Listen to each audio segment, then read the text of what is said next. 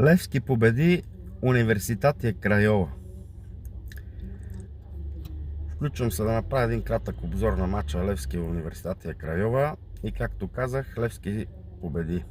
Щастлив съм от това нещо.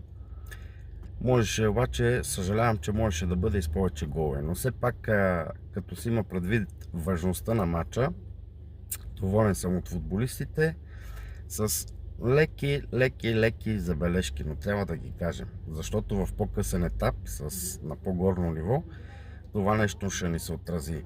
Значи първо към защитниците, понеже отбора на Университета и Крайова е корав отбор, хитър отбор, португалец им треньора и това е нормалното за един португалец така да ги подреди, но се личи, че Левски е с 10 класи над тях.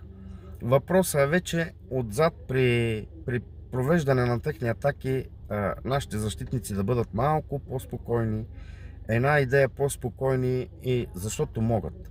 А що се отнася в предни позиции, аз нямам никакви забележки, отдавна не бях виждал такова въображение, такава фантазия, много добре проведени атаки, много добре проведени контратаки, с леки забележки към това, че например имахме 5 ситуации, две бяха 100%. От тези две ми се щеше поне едната или и двете трябваше да влезат, защото в по-късен етап на по-горно ниво такива положения, ако имаш едно в две матча, трябва да ги, като големите отбори, да ги вкараш.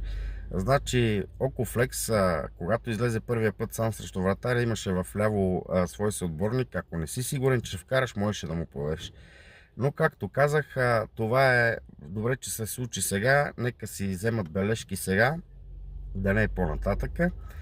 След една седмица матча в Румъния очаквам да бъде труден и тежък, но там те трябва да играят будно, умно и дано късметът е на тяхна страна.